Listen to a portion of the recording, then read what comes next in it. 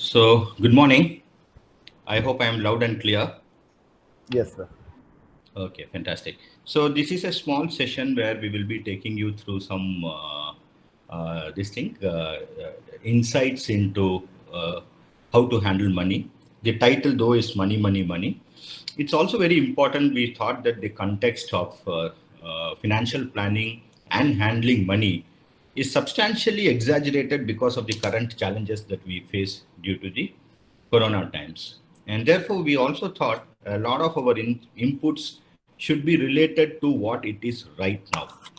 So first, I would like to, before I start, I would like to thank the CARE Business School and their management team for organizing this, presentation for you.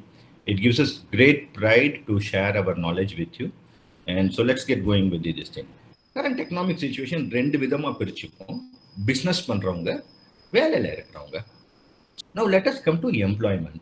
Employment, still most of the people are gainfully employed, but job losses of people more than 40 is real. A lot of people have been losing jobs and it is possible இன்னும் வர காலத்துல இன்னும் நிறைய வேலைகள் போறதுக்கான chances இருக்கு. ஏன்னா பிசினஸஸ்க்குமே collections வர மாட்டேங்குது, அதனால ஜாப் லாசஸ் இருக்கும். அடுத்தது அப்ராட்ல பாத்தீங்கன்னா நிறைய கண்ட்ரிஸ் வந்து தன்னோட நாட்டு சிட்டிசன்ஸ்க்கு வேலை வாய்ப்பு இன்க்ரீஸ் பண்ணணுங்கிறதுக்காக வெளிநாட்டிலேருந்து வர மக்களை திருப்பி அவங்க ஊருக்கு அனுப்புறாங்க, இல்லைன்னா சேலரியை குறைக்கிறாங்க. சேலரியை குறைச்சா அவங்க வெளிநாட்டில் வேலை செய்ய வேண்டிய அவசியம் இருக்காது. ஸோ இது எல்லாமே பார்த்தீங்கன்னா எம்ப்ளாய்மெண்ட் மார்க்கெட்டில் டெஃபினட்டாக ஒரு டீஸ்டபிளைசேஷன் கொண்டு வந்திருக்கு. அதே மாதிரி ரீலொகேஷன் ஆஃப் பீப்புள், சிட்டியில் வந்து வேலை செய்யறவங்க எல்லாமே திருப்பி அவங்கவுங்க கிராமங்களுக்கோ அவங்கவுங்க ஊர்களுக்கோ போனதுனால ரீலொகேஷன்னாலையுமே எம்ப்ளாய்மெண்ட் லாஸும் நடந்திருக்கு. தட் ஒரு மேஜர் இம்பேக்ட் அது. ஸோ எக்கானமியில் பார்த்தீங்கன்னா any destabilization will have a series of impact. அடுத்தது வேலையில இருக்கிறவங்க ரிஸ்கியான கண்டிஷன்ல வேலை செய்ய வேண்டியது இருக்கு அப்படிங்கிற ஒரு அபிப்பிராயம் இருக்கு. ஸோ யாரெல்லாம் இன்னமும் வேலையில தக்க வச்சுட்டு இருக்காங்களோ, ஆஃபீஸ் வர சொன்னா வீட்டில் என்ன சொல்றாங்க, ஏன்பா வேலைக்கு போற, வேலை இல்லைனாலும் பரவாயில்ல, வீட்டில் ஒரு கஞ்சியோ கூலியோ காய்ச்சி இருந்துக்கலாம், வேலைக்கு போக வேணாம் அப்படிங்கிறாங்க. ஸோ பீப்புளோட மைண்ட் என்னன்னா we are working under risky conditions அப்படிங்கிற ஒரு ஒரு பரவலான ஒரு கருத்து உருவாயிட்டு இருக்கு. நிறைய பேரால லோனை ரீபே பண்ண முடியல. ஏன்னா எம்ப்ளாய்மெண்ட்ல இருக்கிறவங்களுக்கே சம்பளத்தை குறைச்சிட்டாங்க. சில பேருக்கு சம்பளமே வரல, வேலைனாச்சும் இருக்கேன்னு சொல்லிட்டு சில பேர் இருக்காங்க. நிறைய பேருக்கு சம்பளத்தை குறைச்சிட்டாங்க, இன்க்ளூடிங் கவர்மெண்ட் ஆர்கனைசேஷன். இந்த மாசம் பாத்தீங்கன்னா பிஎஸ்என்எல் வந்து அவங்க எம்ப்ளாயிஸ் யாருக்குமே சேலரி போடல. அப்ப அந்த எம்ப்ளாயிஸோட லோன் ரீபேமெண்ட் எல்லாம் பாதிக்கப்பட்டிருக்கு. அடுத்தது சில பேர் வந்து வீட்டு வாடகையை நம்பியே வாழ்ந்துட்டு இருப்பாங்க, வயசானவங்களா இருப்பாங்க, வீட்டு வாடகையை நம்பி வாழ்ந்துட்டு இருப்பாங்க. அப்ப அவங்களுக்கு ரெண்டல் இன்கம் வர முடியல. ஏன்னா மணி வந்தாதான் நிறைய பேரால ரெண்ட் கொடுக்க முடியும். இதையே வந்து சாதகமா யூஸ் பண்ணிட்டு சில பேர் ரெண்ட் கொடுக்காம இருக்காங்க. பட் நிறைய பேரால உண்மையாலுமே கொடுக்க முடியல. அப்படிங்கிறப்ப அந்த ரெண்டல் இன்கம் நம்பி இருக்கிறவங்களுக்கும் இம்பாக்ட் இருந்திருக்கு. அப்ப இதுல இருந்து what do we do and how do we move forward அப்படின்னு பாத்தீங்கன்னா, ஃபர்ஸ்ட் வந்து பர்சனல். ஏன்னா இங்க நான் முன்னாடியே சொன்னேன், நம்ம ரெண்டு விதமா பார்ப்போம். ஒன்று பிசினஸ் நடத்துறவங்க, இன்னொருத்தவங்க எம்ப்ளாய்மெண்ட் நடத்தும்படி. முதல்ல பர்சனலா நடத்துறவங்களுக்கு, அவங்களுக்கு தான் வலி ஜாஸ்தி, அவங்களாலதான் வலியை ஜாஸ்தி உணர முடியும். அவங்களுக்கு நம்பிக்கையும் கொஞ்சம் கம்மியா இருக்கும் பிசினஸ் பண்றவங்களோட. அப்ப அவங்களோட இது பாத்தீங்கன்னா ரொம்ப முக்கியமா இன்னைக்கு நம்ம யோசிக்க வேண்டிய விஷயம் என்னன்னா, ஆல்ரெடி இவ்வளவு அன்சர்டனிட்டி இருக்கிறப்ப இதுக்கு மேல எதுவும் வந்துச்சுன்னா நம்மளுக்கு செலவு பண்றதுக்கு நம்மளை ஏன்னா எதிர்பார்க்காத ஒரு செலவுகள் வரக்கூடாது.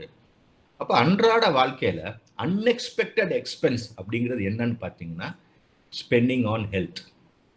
ஸோ எப்போதுமே நாங்கள் ஒரு ஃபினான்ஷியல் பிளானிங்ல ஒன்று சொல்லுவோம், protect what you have before you go to build what you want. அதாவது நீங்க கட்ட போற ஒரு மாளிகையோ ஒரு சாம்ராஜ்யத்துக்கு முன்னாடி இருக்கிறத முதல்ல காப்பாத்திக்கோங்க. அதுக்கு தான் நம்ம ஒரு வீட்டுக்கு ஒரு வேலியை போடுறோம், ஒரு கண்ட்ரிக்கு ஒரு டிஃபென்ஸ் வச்சிருக்கோம். அதை டிஃபென்ஸ்ன்னு தான் சொல்றோம், அஃபென்ஸ்ன்னு சொல்றது கிடையாது இல்லையா?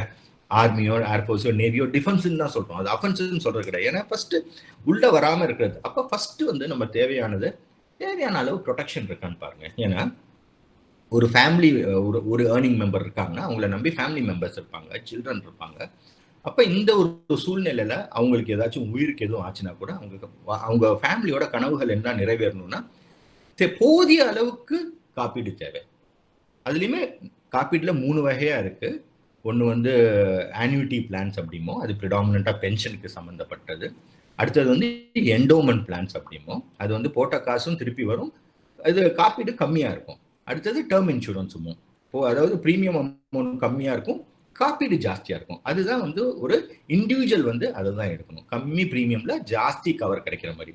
அப்ப கவர் வந்து போதிய அளவு இருக்கணும். நிறைய பேர் இன்னைக்கு என்ன நினைக்கிறாங்கன்னா, காப்பீடுங்கிறது ஏதோ ஒரு பேருக்கு ஒன்று வச்சுக்கிட்டா போதும், போதிய அளவுக்கு தேவை.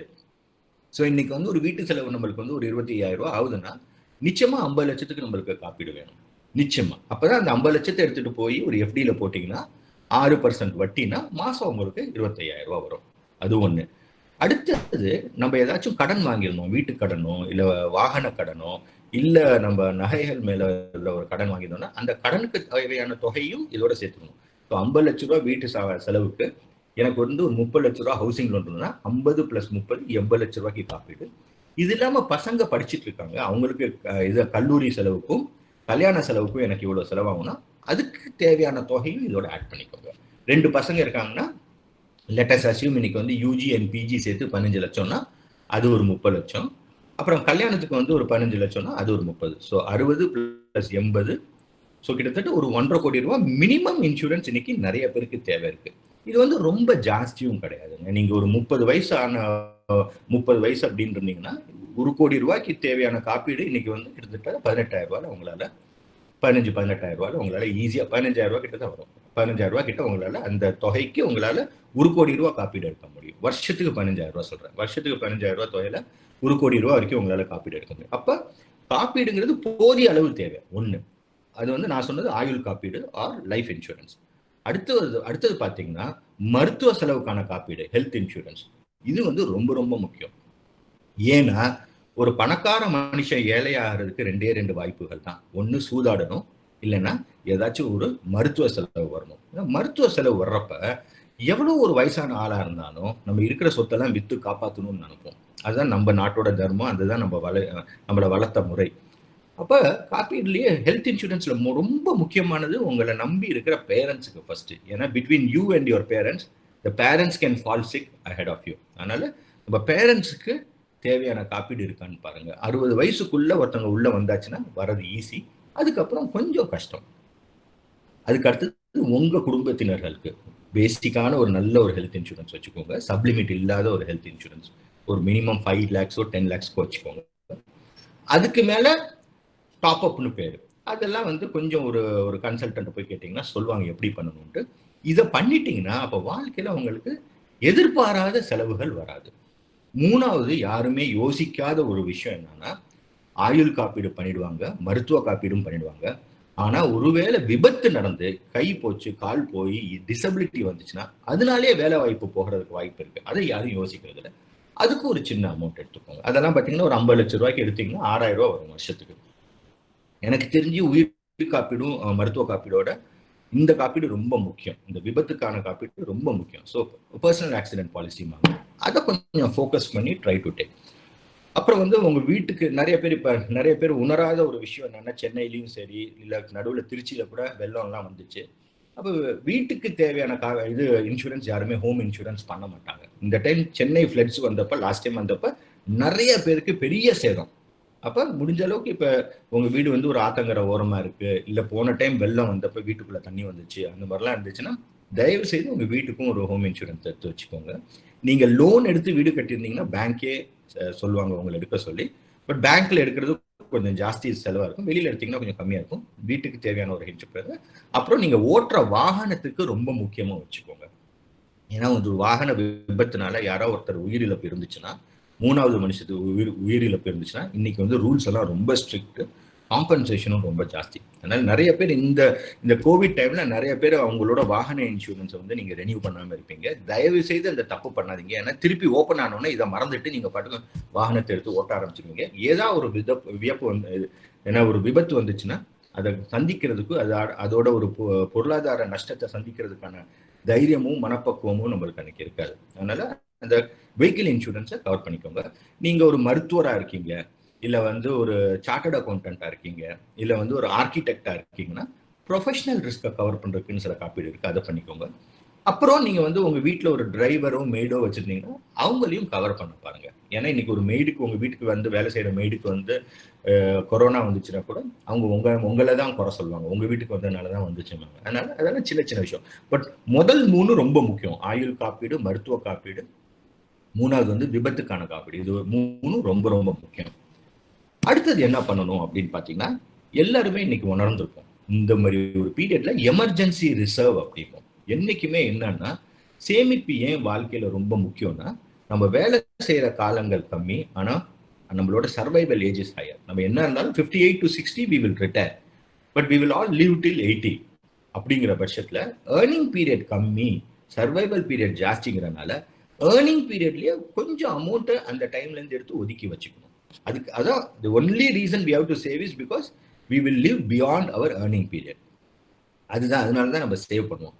ஆனா இன்னொரு ஒரு முக்கியமான விஷயம் என்னன்னா, இந்த சேமிப்புல நம்மளுக்கு ஒரு சேமிப்பை கரையான் மாதிரி கரைக்கிற ஒரு விஷயம் என்னன்னா பணவீக்கம் ஆர் இன்ஃப்ளேஷன் அப்படிம்பாங்க. அப்ப சேமிச்சா மட்டும் போதாது, அதை முதலீடு பண்ணணும். அந்த முதலீடு பண்ற இடத்துல இருந்து நம்மளுக்கு மினிமம் 6% நம்மளுக்கு ரிட்டர்ன்ஸ் இருக்கணும்.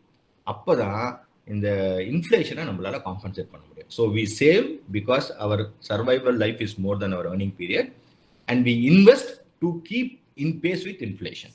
ஓகே, இதுதான் 2 ஆப்ஷன்.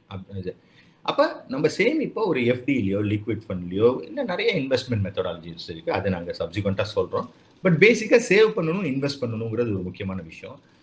அதுலேயுமே ரொம்ப முக்கியமானது, காப்பீடுக்கு அப்புறம் ரொம்ப முக்கியமானது என்னன்னா, நம்மளோட அன்றாட செலவுகள் எவ்வளோன்னு பாருங்க. மாதாந்திர செலவுகள் எவ்வளோ, 20,000 30,000னா மினிமம் 6 மாசத்தோட செலவு வந்து நம்மளுக்கு என்னைக்குமே ஒரு எமர்ஜென்சி ரிசர்வ்ல ஒரு எஃப்டிலையோ ஒரு லிக்விட் ஃபண்ட்லயோ இருக்கணும். ஏன்னா ஒரு நாள்ல போய் நீங்க எடுக்கிற மாதிரி இருக்கும். எதுக்காக இந்த எமர்ஜென்சி ரிசர்வ் அப்படின்னா, இந்த மாதிரி ஒரு காலகட்டங்கள்ல ஒரு வேலை போச்சுன்னா கூட நீங்க ஒரு பயப்படாம ஒரு 6 மாசத்துக்குள்ள நீங்க இன்னொரு வேலையை அழகா தேடிக்கலாம். அப்ப இந்த சேவிங்ஸ் இருந்துச்சுன்னா ஒரு இன்டர்வியூ போறப்ப கூட நீங்க தைரியமா உங்களால பதில் சொல்ல முடியும். ஒரு கவலையோட நீங்க போனீங்கன்னா உங்களால ஜெயிக்க முடியாது. ஸோ இந்த எமர்ஜென்சி ரிசர்வ் தான் 2வது saving. First protect yourself, அப்புறம் build a corpus for your emergency reserve. 2வது விஷயம், நிறைய பேர் பண்ற இன்னைக்கு தப்பு என்னன்னா, ஆசைகள் ஜாஸ்தி ஆனா அதுக்கான வாய்ப்புகள் கம்மி. அப்ப என்ன பண்றோம், உடனே கடனை வாங்குறோம். எனக்கு வேலைக்கு சேர்த்து மாசத்துலயே நான் பைக்ல போகணும், சம்பளம் 10,000 ரூபாய், ஆனா பைக் 1,00,000 ரூபாய். அப்ப என்ன பண்றோம், போடுறா லோனை போடுறா, கடனை வாங்குடா, இஎம்ஐ கட்டுவோம். Okay, nothing wrong. ஆனா இந்த EMI payment at any point of time நீங்க வாங்குற சம்பளத்தோட நெட் ரிசிப்ட் இன் ஹேண்ட் அதுல 25% தான் உங்களுக்கு இருக்கணும். அதுக்கு மேல உங்க இஎம்ஐ போச்சுன்னா தப்பு. நீங்க எதோ பண்றீங்க, 10,000 ரூபாய் சம்பளத்துக்கு 5,000 ரூபாய் இஎம்ஐ கட்டிங்கன்னா தப்பு. 1,00,000 ரூபாய் சம்பளம் வாங்கிட்டு 60,000 ரூபாய் இஎம்ஐ கட்டினீங்கனாலும் தப்பு. ஏன்னா இந்த மாதிரி சூழ்நிலைகள்ல ரொம்ப பாதகமா இருக்கும். அப்ப at any point of time உங்க இஎம்ஐ அமௌண்ட் வந்து நீங்க வாங்குற சம்பளத்தோட 25% கீழே தான் இருக்கணும், போலே அதுக்கு மேல இருக்கக்கூடாது. 2வது விஷயம், நம்ம சேமிப்பு அப்படிங்கிறது குறைந்தபட்சம் 25% இருக்கணும். நம்ம சம்பாதிக்கிற காசுல அது யங்ஸ்டர்ஸ் வந்து முதல் வேலைக்கு போறப்பயே முதல்ல இருந்தே என்ன சம்பளமா இருந்தாலும் 25% டாக்ஸ் கட்டுற மாதிரி நினைச்சு ஓரமா எடுத்து வச்சிருங்க. அது உங்களோட minimum saving. Each person should have monthly should be 25% of his receipts. அடுத்தது பாத்தீங்கன்னா, என்னைக்குமே எதுக்குமே கடன் வாங்கணுங்கிற எண்ணத்தை மறந்துடுங்க. எல்லா கடன்களுமே கெட்ட கடன்கள் தான். 2ஐ தவிர்த்து, ஒன்னு ஹோம் லோன், இன்னொன்னு எஜுகேஷன் லோன். இது 2மே ஏன் நல்ல லோன் அப்படின்னு சொல்றோம்னா, இது 2க்குமே இன்கம் டேக்ஸ் எக்ஸம்ஷன் கிடைக்குது. அதனால ஒரு கனவு, நம்ம ஒரு வீட்டு வாங்குறதுக்கோ இல்ல பசங்களை படிக்க வைக்கிறதுக்கோ இல்ல நம்மளே சுயமா நம்ம ஒரு பிஜி படிக்கிறதுக்கு நம்ம பெண்ணோனாலும் ஹோம் லோனும் எஜுகேஷன் லோனும் எடுக்கிறதுல தப்பு கிடையாது. அதை தவிர்த்து பாக்கி எதுல இருந்து லோனு, கார் வாங்குறதுக்கு, வாகனம் வாங்குறதுக்கு, எதுக்கு நீங்க எடுத்தீங்கன்னாலும் தப்பு. சில பேர் புது ட்ரெஸ் வாங்குறதுக்கெல்லாம் இன்னைக்கு லோன் எடுக்கிறாங்க, சட்ட துணி வாங்குறதுக்கெல்லாம் லோன் எடுக்கிறாங்க. அடுத்தது இன்னொரு பெரிய தவறு என்ன பண்ணுவாங்கன்னா, ஒரு சைடு எஃப்டி வச்சிருப்பாங்க, இன்னொரு சைடு கடன் வச்சிருப்பாங்க. அது அர்த்தமே கிடையாது. கடனுக்கு நீங்க 12% 15% வட்டி கட்டிட்டு இருப்பீங்க, எஃப்டிக்கு உங்களுக்கு 5% 6% வட்டி வந்துட்டு இருக்கும். அப்ப இதுல ஒரு சம்மந்தமே கிடையாது. அப்ப தேவையில்லாத ஹவுசிங் லோனும் ஹோம் லோனும் வச்சுக்கலாம். அப்ப நீங்க 6 மந்த்ஸ்க்கு ஒரு எமர்ஜென்சி ரிசர்வ் எஃப்டி பார்க் பண்ணிக்கிட்டீங்கன்னா ஓகே. மற்றபடி ஏன்னா ஒரு 15% வட்டிக்கு ஒரு சைடு கொடுத்துட்டு இன்னொரு சைடு 5% 6% வட்டிக்கு வர்றதுலையும் அர்த்தம் கிடையாது. அந்த ஒரு தவறை சரி செய்ய பாருங்க. அடுத்தது பாத்தீங்கன்னா, பணத்தை பொறுத்த வரைக்கும் என்ன அப்படின்னா, இன்னைக்கு நம்ம எல்லாரும் பணத்தை தேடி ஓடுறோங்க. அதுதான் நம்ம பண்ற வாழ்க்கையில ஒரு பெரிய விஷயம். பணம் பாத்தீங்கன்னா, ஒரு உலகத்திலேயே மிக சிறந்த அடிமை என்னன்னா பணம் தான். ஆனா மிக சிறந்த ரொம்ப மட்டமான முதலாளி என்னன்னா அதுவும் பணம் தான். So money is a great slave but a very bad master. அப்ப நீங்க பணத்துக்காக வேலை செய்யறதை விட்டுட்டு ஒரு நிலை எந்த நிலைக்கு வரணும்னா பணம் உங்களுக்காக வேலை செய்யணும். அப்ப நீங்க சேவ் பண்றது, நீங்க ஏர்ன் பண்றதுல ஒரு சைடு எடுத்து சேவ் பண்ணி அதை இன்வெஸ்ட் பண்ணீங்கன்னா that money starts working for you. எஃப்டியில போட்டீங்கன்னா வட்டி வரும், வாடகை வீடு வாடகை கொடுத்தீங்கன்னா வாடகை வரும். இந்த மாதிரி you have to make the money work for you instead of you working for money. அடுத்தது, எல்லா நாளுமே பணம் இன்வெஸ்டடா இருக்கணும். கையில கேஷா வச்சிருந்தீங்கன்னா அடுத்த வருஷம் 100 ரூபா வச்சிருந்தீங்கன்னா அடுத்த வருஷம் அதோட வேல்யூ வந்து 94 ரூபா தான். ஏன்னா 6% பணவீக்கத்துக்கு போயிடும். Inflation will eat 6%. ஸோ முடிஞ்ச அளவுக்கு கேஷ் வைக்காதீங்க. Every day your money has to earn a return for you. So இப்போ நீங்க நிறைய பேர் பார்த்தீங்கன்னா எஸ்பி அக்கௌண்ட்ல எல்லா சேவிங்ஸும் வச்சிருப்பாங்க. எஸ்பி அக்கௌண்ட் 2.5% வட்டி கொடுக்கும். ஆனா பணவீக்கம் 6% நடந்துட்டு இருக்கு. அப்ப every day you are losing money. அதையும் எடுத்து ஒரு 6%க்கு மேல வரதுக்கான இன்ஸ்ட்ருமெண்ட்ஸ்ல நம்ம இன்வெஸ்ட் பண்ணணும். மூணாவது என்ன அப்படின்னு கேட்டீங்கன்னா, இன்னைக்கு வந்து ஒரு சம்பளம் வந்தோன்னு முதல்ல நம்ம வாடகைக்கு கொடுப்போம், ஹவுசிங் லோன் கொடுப்போம், பலசர கடைக்காரன் கொடுப்போம், எல்லாத்துக்கும் கொடுத்துட்டு அப்புறம் தான் நம்ம சேமிக்கணும்னு யோசிப்போம். ஆக்சுவலா சம்பளம் வந்தோன்னா உங்க சேமிப்பு போக மீதி இருக்கிற காசு தான் உங்க செலவுக்கு. நிறைய பேர் தப்பு பண்றது என்னன்னா, செலவு போக மீதி இருக்கிறது சேமிப்புன்னு நினைக்கிறாங்க. அந்த மாதிரி எண்ணம் உள்ளவங்களால வாழ்க்கையில முன்னுக்கு வர முடியாது. ஆனா சேமிப்பு போக மீதி இருக்கிறது தான் நம்ம செலவுக்கு நினைக்கிறவங்களால தான் they can become rich. So if you have to become rich, first pay yourself. நீங்க பிசினஸ் நடத்துறீங்கன்னா முதல் சம்பளம் நீங்க எடுத்துக்கோங்க, அதுக்கப்புறம் தான் மற்றவங்களுக்கு கொடுக்கணும். அதே மாதிரி நீங்க முதல்ல எம்ப்ளாய்மெண்ட்ல இருக்கீங்கன்னா சம்பளம் வந்தோன்னா முதல்ல உங்க சேமிப்புக்கு வச்சிருங்க, மீதி உள்ளது தான் செலவு பண்ணணும். அப்படி இருந்தால் தான் நம்மளால வாழ்க்கையில ஃபினான்ஷியலா ப்ராக்ரஸ் பண்ண முடியும். அடுத்தது, எப்போ ஒரு சேமிப்பு பண்றதா இருந்தாலும் இந்த பணவீக்கம் இன்ஃப்ளேஷனை மைண்ட்ல வச்சுக்கோங்க. இன்ஃப்ளேஷனோட ஜாஸ்தி ஏர்ன் பண்ற இன்ஸ்ட்ருமெண்ட்ல தான் போடணும். இன்னைக்கு ரியல் எஸ்டேட்ல இன்வெஸ்ட் பண்ணீங்கன்னா நிறைய இடத்துல வந்து 2.5% ரிட்டர்ன் வருது.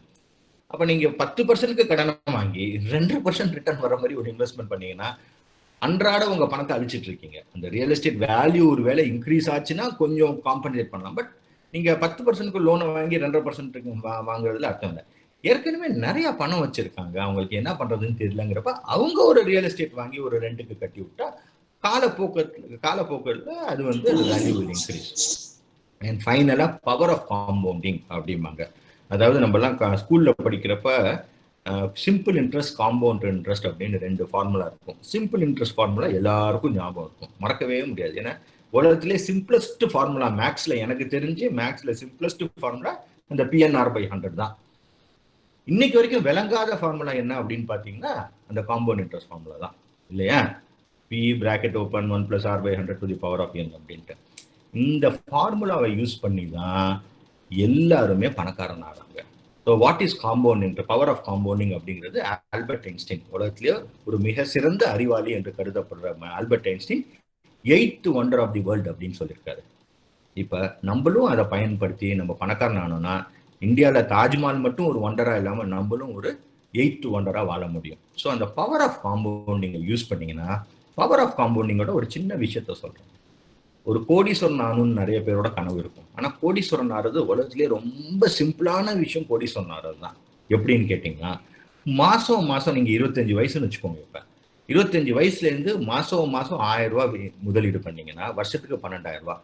33 வருஷம், 58வது வருஷம் நீங்க ரிட்டையர் ஆகிறப்ப ஒரு 15% ரிட்டர்ன் வர மாதிரி ஒரு ப்ராடக்ட்ல இன்வெஸ்ட் பண்ணீங்கன்னா 58வது வயசுல உங்க கையில 1,08,00,000 ரூபாய் கையில இருக்கும். அப்ப ஒரு கோடீஸ்வரன் ஆகிறதுக்கு நிறைய பணம் தேவையில்லை, டிசிப்ளின் தான் ரொம்ப முக்கியம் ஒழிய it is not the amount of money that makes you rich, it is your discipline to invest every month that makes you rich. So அப்போ ஒரு 1000 ரூபாய் முதலீடு பண்ணி கூட உங்களால ஒரு கோடீஸ்வரன் ஆக முடியும். அப்படிங்கிறப்ப what is working here is not the quantity of money but the power of compounding, the discipline of என்னைக்குமே பாருங்க சார், லைஃப்ல முன்னுக்கு வந்தவங்க it's not the brilliant people, it is the disciplined people. யாரு ஒருத்தனுக்கு ஒழுக்கம் இருக்கோ, நிரந்தர ஒழுக்கம் கண்டினியூஸ்லி இருக்கோ, அவங்க தான் நம்ம வாழ்க்கையில ரொம்ப பெரிய ஆளா இருப்பாங்களோ இல்லையா. திறமை உள்ளவங்களோட ஒழுக்கம் உள்ளவங்க தான் வாழ்க்கையில வந்து ரொம்ப. So the discipline make it big in life. The same way in financial industry, financial abundance also it is the power of compounding that will make you rich. அப்புறம் ஆல்வேஸ் வென் யூ இதுல பாத்தீங்கன்னா invest wisely in different asset கிளாஸஸ்னா யாருமே நம்ம வந்து ஒரு 5 asset கிளாஸ்ல தான் இன்வெஸ்ட் பண்ண முடியும். ஒன்று கடன் காசோலைகள், டெட் இன்ஸ்ட்ருமெண்ட். எங்க நம்ம இன்வெஸ்ட் பண்ணோம்னா ஒரு fixed rate of return, FD, RD, public provident fund, PF, இது எல்லாத்துலேயுமே பார்த்தீங்கன்னா இது என்னது சுகன்யா சம்ரிதி, என்எஸ்சி, இது எல்லாமே பார்த்தீங்கன்னா ஒரு ஃபிக்ஸ்டு ரேட் ஆஃப் ரிட்டர்ன். இது பேர் தான் டெட் இன்ஸ்ட்ருமெண்ட், கடன் காசோலைகள். அடுத்தது ரியல் எஸ்டேட், அது எல்லாருக்கும் தெரியும். மூணாவது தங்கம், நாலாவது பங்கு சந்தை, ஈக்விட்டி. அப்போ ஒரு கம்பெனியோட முதலாளி ஆயிடுறீங்க நீங்க. அப்போ அந்த கம்பெனியோட நஷ்டம் லாபம் ரெண்டுத்துக்குமே நீங்க உங்களுக்கு அதுல ஒரு பங்கு வந்தது, ஈக்விட்டி. நாலாவது மற்ற நாட்டோட கரன்சி, ஒரு டாலர் வாங்கி வச்சுக்கிறதோ இல்லை ஒரு பிரிட்டிஷ் பவுண்ட் வாங்கி வச்சுக்கிறதோ. அதே மாதிரி கலை பொருட்கள், ஆர்ட் அண்ட் வைன், இதெல்லாமே. பட் இந்த கரன்சி, ஆர்ட் அண்ட் வைன்லாம் யூரோப்ல தான் ரொம்ப ப்ராமினெண்டா இருக்கு, நம்ம இதுல அவ்வளோவா இல்லை. இப்போ இதோட கம்பேரிட்டிவ் அசெட் கிளாஸ் இது பார்த்தீங்கன்னா, அப்போ எந்த ஒரு இன்வெஸ்ட்மெண்ட்லையுமே நம்ம 3 ஃபேக்டரை கன்சிடர் பண்ணணும். எல்லாருமே நம்ம ரிட்டர்ன் பார்ப்போம், சில பேர் ரிஸ்கை பார்ப்போம். ஏன்னா நிறைய பேர் வடிவேல் மாதிரி ரிஸ்க் வந்து எனக்கு ரிஸ்க் சாப்பிட்ற மாதிரி உட்காந்துருப்பாங்க. ஸோ ஒரு இன்வெஸ்ட்மெண்ட்ல பார்த்தீங்கன்னா there are couple of things which will have to take into account. First வந்து எல்லாருமே நம்ம ரிட்டர்ன் பார்ப்போம், அடுத்த ரிஸ்க் பார்ப்போம். Very few people consider liquidity. எந்த ஒரு இன்வெஸ்ட்மெண்ட் உங்களால ஆக்சஸ் பண்ண முடியறதோ அது உங்க இன்வெஸ்ட்மெண்ட்டே கிடையாது. இப்ப சில பேர் சொல்லுவாங்க எங்க தாத்தா பயங்கர பணக்காரர். அப்படியா? ஆமா, அவர் ஒரு 100 கோடி சொத்து வச்சிருக்காரு. அப்படியா? எங்க இருக்கு? அது ஒரு பீரோல வச்சு பத்திரமா வச்சிருக்காரு, ஆனா அந்த சாவி எங்கன்னு தெரியல. அப்ப இந்த 100 கோடி இருந்தா என்ன, இல்லைன்னா என்ன? But liquidity is one of the most important criteria in investment. அப்ப இந்த அசெட் கிளாஸஸ் நீங்க பாத்தீங்கன்னா, நம்ம கடைசி அசெட் கிளாஸை விட்டுருவோம், கரன்சி, ஆர்ட் அண்ட் வைன். கடன் காசோலையை பாத்தீங்கன்னா வெரி ஹை லிக்விடிட்டி, ரிஸ்க்கும் ரொம்ப லோ, ஏன்னா ஃபிக்ஸ்டு ரேட் ஆஃப் ரிட்டர்ன், ஆனால் ரிட்டர்ன் கம்மி. 5, 6, மேக்ஸிமம் 7, 8 இவ்வளோ தான் கிடைக்கும். 5லேருந்து 8% கிடைக்கும், உள்ள கிடைக்கும். அடுத்தது தங்கம், ஹை லிக்விடிட்டி, ரிஸ்க் இருக்கா? இருக்கு, ஏன்னா தங்கம் விலை ஏறவும் செய்யும் இறங்கவும் செய்யும். நிறைய பேருக்கு இது நம்பிக்கை இருக்காது, அடுத்த ஸ்லைட்ல காமிக்கிறேன். ரிட்டர்னும் கம்மி, ஏன்னா தங்கத்தோட ரிட்டர்ன் என்ன அப்படின்னு பார்த்தீங்கன்னா 20 இயர் ஆவரேஜ் பார்த்தீங்கன்னா இட் இஸ் ஒன்லி 8.1%. அதுக்கப்புறம் பார்த்தீங்கன்னா பங்கு சந்தை, லிக்விடிட்டி இருக்கா? டெஃபினட்டா இருக்கு. டெட்டு, கோல்டு, ஈக்விட்டி மூணுமே நீங்க 4 நாள்ல உங்க பணத்தை வெளியில எடுத்துடலாம். ரிஸ்க் இருக்கா? ஆமா, பங்கு சந்தை மேல கீழே போகும், எப்படி தங்கம் மாதிரியே அதுவும் பணம். இது ரிட்டர்ன் இருக்கா? ரிட்டர்ன் இஸ் வெரி ஹை, 15%க்கு மேல கிடைக்கும். ஃபைனலா பாத்தீங்கன்னா ரியல் எஸ்டேட், லிக்விடிட்டி இருக்கா? லிக்விடிட்டி இல்லை. ஏன்னா நீங்க ஒரு ரியல் எஸ்டேட் வச்சீங்கன்னா 40 நாள்லயும் பணம் வரலாம், 40 வருஷம் கழிச்சும் வரலாம்.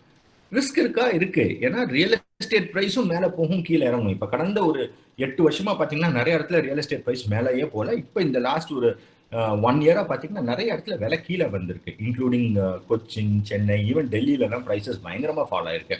Return once again, real estate return 20 year average of real estate return பாத்தீங்கன்னா it is only 6.1%. Sorry, it is only 5.9%. So this is the combination. அப்ப ஹை லிக்விடிட்டி உள்ளது சூஸ் பண்ணணும், லோ ரிஸ்க் உள்ளது ஒரு ப்ராடக்ட் இருக்கணும், high liquidity with higher return ஒரு product இருக்கும். So அந்த காம்பினேஷன்ல பாத்தீங்கன்னா you can choose debt for safety, equity for growth. கோல்டும் நம்ம போர்ஷன் ஆஃப் இதுல இருக்கணும், ரியல் எஸ்டேட்டும் இருக்கணும், இது இல்லாம இருக்கணும்னு சொல்லலாம். பட் ப்ரொபோர்ஷன் வந்து இன்னைக்கு நம்ம இந்தியாவில் பார்த்தீங்கன்னா predominantly first investment is real estate, next investment is gold. People are not using financial instrument. எதுக்காக ஃபினான்ஷியல் இன்ஸ்ட்ருமெண்ட் யூஸ் பண்ணணும்னா பாட்டம் சைட் லெஃப்ட் ஹேண்ட்ல இருக்கும் பார்த்தீங்கன்னா, ஃபர்ஸ்ட் வந்து ஃபினான்ஷியல் இன்ஸ்ட்ருமெண்ட்ஸ் எனிதிங், அது நீங்க ஃபினான்ஷியல் இன்ஸ்ட்ருமெண்ட்ல டெட்டும் பண்ணலாம், ஈக்விட்டியும் பண்ணலாம், கோல்டும் பண்ணலாம். அப்போ பார்த்தீங்கன்னா ஹை சேஃப்டி, உங்க ஹோல்டிங்ஸை யாருமே எடுத்துட்டு போக முடியாது. நீங்க 100 கோடி ரூபாய் பேங்க் டெபாசிட் வச்சிருந்தீங்கனாலும் யாருக்கும் தெரியாது, ஆனா ஒரு சின்ன ஒரு கிரவுண்ட் வாங்கினீங்கன்னா ஊருக்கே தெரிஞ்சு போயிடும். Safety and secrecy. ரெண்டாவது வந்து டிரான்ஸ்மிஷன், நம்மளுக்கே எதுவும் ஆச்சுன்னா கூட நம்ம லீகல் ஹேருக்கு ரொம்ப ஈஸியா போயிடும், அது ஒரு பிரச்சனையும் ஒரு கன்ஃபியூஷனும் இல்லாமல் போகாது. மூணாவது வந்து you can always pay your self first and invest in small quantities. மொத்தமா ஜாஸ்தியா பண்ணணும்னு தேவையில்லை, குட்டி குட்டி குட்டியா ஒரு இது என்ன ஒரு எஃப்டி போடுறதுனாலும் 1000 ரூபாய்க்கும் போடலாம், தங்கம் வாங்குறதுனாலும் இந்த மாதிரி 1000 ரூபாய்க்கா போட்டு கூட நீங்க தங்கம் வாங்கலாம். இந்த மாதிரி ஃபினான்ஷியல் இன்ஸ்ட்ருமெண்ட்டை யூஸ் பண்ணீங்கன்னா you can invest in small quantities, அது ஒரு பெரிய அட்வான்டேஜ். ரெண்டாவது, கோல்டை பத்தி பேசுறப்ப நிறைய பேருக்கு ஒரு சந்தேகம் வந்திருக்கும், நான் சொல்றேன் பாப்பா. கோல்டு அப்படின்னு பாக்குறப்ப தயவு செய்து கோல்டை ஜுவல்லரியா வாங்காதீங்க. நிறைய யாரையும் நான் குறை சொல்லல, எங்க அம்மா என்ன பண்ணுவாங்கன்னு கேட்டீங்கன்னா, என் தங்கச்சிக்காக அவ கல்யாணத்துக்கு வேணும், அவர் கல்யாணத்துக்கு வேணும்னு சொல்லிட்டு ஏதாச்சும் வாங்கிக்கிட்டே இருப்பாங்க. ஆனா என் தங்கச்சி கல்யாணம் வந்தப்ப அந்த ஜுவல்ஸ் எல்லாம் எதுவுமே யூஸ் பண்ணல, ஏன்னா அது எல்லாமே அவுட் ஆஃப் ஃபேஷன் ஆயிடுது.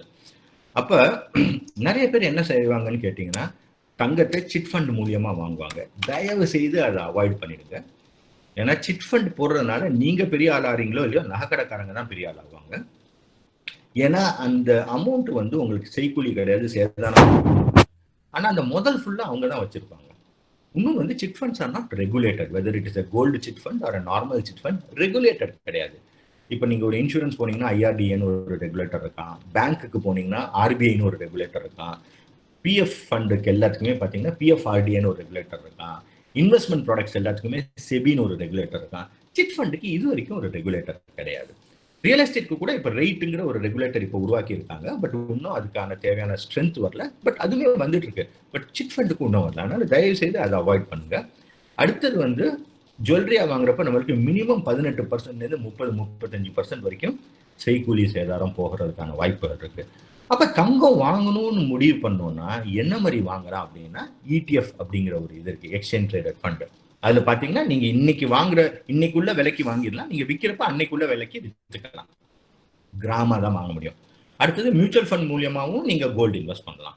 அதுலயுமே இன்னைக்கு இருக்கிற விலைக்கு வாங்கினா விற்கிற அன்னைக்கு என்ன விலை இருந்துச்சோ அந்த விலைக்கு கேஷா வந்துடும். ஆனா இதுல என்னன்னா கிராமா வாங்க தேவையில்லை, மாசத்துக்கு 500 ரூபாயா கூட நீங்க கோல்டா வாங்கிக்கலாம். அடுத்தது சாவரின் கோல்டு பாண்டுன்னு அரசாங்கத்திலே ஆர்பிஐ மூலியமா இஷ்யூ பண்றாங்க. அதுவும் இன்னைக்கு டேட்ல என்ட்ரி ஆகலாம், 8 வருஷம் லாக்இன், சம்டைம்ஸ் 5 இயர்ஸ்லயும் வெளியில வரலாம். 8 வருஷம் கழிச்சு அன்னைக்குள்ள தங்கம் விலை என்னவோ அந்த காசை கொடுத்துருவாங்க. கிராமா தான் வாங்க முடியும். இந்த பீரியட்ல நீங்க என்டர் ஆன பீரியட்ல இருந்து வெளியில வர வரைக்கும் உள்ள பீரியடுக்கு அரசாங்கம் உங்களுக்கு 2.5% வட்டி உங்களுக்கு கொடுக்குது. எஸ்பி அக்கௌண்ட்டுக்கு இருக்கிற ஈக்குவல் அமௌண்ட் இதுக்கு கொடுக்குது. அண்ட் கடைசியா பாத்தீங்கன்னா இதனால வர லாபத்துக்கு டாக்ஸும் கிடையாது. அப்ப தங்கத்துல நீங்க முதலீடு பண்ணணும்னு நினைச்சீங்கன்னா ஜுவல்லரியா பண்ணாம இந்த இன்ஸ்ட்ருமெண்ட்ஸ் யூஸ் பண்ணுங்க. அடுத்தது வந்து gold is a good investment அப்படிங்கிறதுக்கு நான் சைட்ல 2 கிராஃப் போட்டிருக்கேன். மேல உள்ள கிராஃப் பாத்தீங்கன்னா gold prices in India. Okay, இதுல பாத்தீங்கன்னா 2013ல பாத்தீங்கன்னா ஹை பிரைஸ் வந்திருக்கு, 2012 எண்ட்ல பாத்தீங்கன்னா ஹை பிரைஸ் வந்திருக்கு. அப்ப ஒரு பவுண்ட் 1 ounce ஆஃப் கோல்டு வந்து அப்ப பாத்தீங்கன்னா 98,000. திருப்பி அதுக்கப்புறம் கண்டினியூஸா கீழே வந்து இப்பதான் 2020ல தான் பழைய லெவலே கிராஸ் ஆயிருக்கு, திருப்பி மேல போயிருக்கு. அப்ப கிட்டத்தட்ட 7 வருஷம் ப்ரீவியஸ் ஹைல இருந்து கம்மியா இருந்திருக்கு. அப்ப கோல்டு வந்து ஏறிக்கிட்டே போயிட்டு இருக்கும் அப்படிங்கிறதும் ஒரு கற்பனை தான் ஒழிய நிஜம் கிடையாது. கோல்டும் விலை ஏறும் இறங்கும். அந்த கிராஃப் பாருங்க எவ்வளோ அப் அண்ட் டவுன் இருந்திருக்கு. இது வந்து இந்தியாவில் உள்ள பிரைஸ். ஆனா இன்டர்நேஷனல் பிரைஸ் ஆஃப் கோல்டு பாத்தீங்கன்னா 2011 நடுவுல போன பிரைஸ் 1900 per ounce. அது வந்து பவுண்ட் வந்து அவுன்ஸ் வந்து கடைசி இப்ப இது வரைக்கும் வரல. அப்ப ஏன் இந்த வித்தியாசம்? ஏன் இந்தியால கோல்டு விலை ஏறுது ஆனா யூஎஸ்ல விலை கோல்டு ஏறல? அது தப்பா இருக்கணும்ல. இன்னைக்கு வரைக்கும் அந்த விலை வரல. ஸோ 2011ல இருந்து 2020 கிட்டத்தட்ட 9 இயர்ஸா கோல்டு விலை பழைய லெவலுக்கு வரவே இல்லை. இன்ஃபேக்ட் 1900ல இருந்தது ஒரு ஸ்டேஜ் 1100 கிட்ட வந்திருக்கு. அப்ப ஆல்மோஸ்ட் 50% ஃபால் இருந்திருக்கு. இப்போ கொஞ்சம் ரிகவரி இருக்கு. எதனால அப்படின்னு கேட்டீங்கன்னா, இந்தியால ஏறுறதுக்கு ரீசன் ஒன்னு வந்து சின்ன ரிகவரி இன் கோல்டு பிரைஸ், இன்னொன்னு வந்து நம்ம எக்ஸ்சேஞ்ச் ரேட். 2011ல நம்ம டாலர் பிரைஸுக்கும் இப்போ உள்ள டாலர் பிரைஸுக்கும், இப்போ dollar price Indian rupee versus dollar வந்து 76 ரூபாய் கிட்ட வந்துடுது. அவங்க அப்ப வந்து கிட்டத்தட்ட 50 கிட்ட இருந்திருக்கும்னு நினைக்கிறேன். ஸோ இந்த எக்ஸ்சேஞ்ச் ரேட்னால தான் இந்தியாவில கோல்டு விலை ஏறுது ஒழிய, எக்ஸ்சேஞ்ச் ரேட் நார்மல் ஆயிடுச்சுன்னா யூஎஸ் கிட்ட உலக லெவல்ல பாத்தீங்கன்னா எல்லா லெவல்லையும் எப்படி கோல்டு இருக்குமோ அப்படிதான் இருக்கும். ஸோ டெஃபினட்டா இன்வெஸ்ட் பண்ணுங்க, பட் எல்லாத்தையும் போய் அதுல போடாதீங்க. அடுத்த ஒரு விஷயம், அப்ப நான் முன்னாடி சொல்லியிருந்தேன், அப்ப எதுல இன்வெஸ்ட் பண்ணலாம்னா முடிஞ்ச அளவுக்கு அந்த டெட்லையும் ஈக்விட்டிலையும் மார்க் பண்ணிட்டீங்கன்னா லிக்விடிட்டியும் ஹையா இருக்கும், ஒரு ஆஸ்பெக்ட் சேஃப்டி யூஸ் பண்ணிக்கலாம், இன்னொன்னு ரிட்டர்ன் யூஸ் பண்ணிக்கலாம். அப்ப எவ்வளவு அமௌண்ட் சேஃப்டிக்கு வைக்கணும், எவ்வளவு அமௌண்ட் ரிட்டர்ன் வைக்கணும்னா 5 வருஷத்துக்குள்ள வரக்கூடிய செலவுகளுக்கான சேமிப்பு எல்லாமே கடன் காசோலைகள்ல மட்டும் வைங்க. சேஃப்டி தான் முக்கியம், அங்க ரிட்டர்ன் முக்கியம் கிடையாது.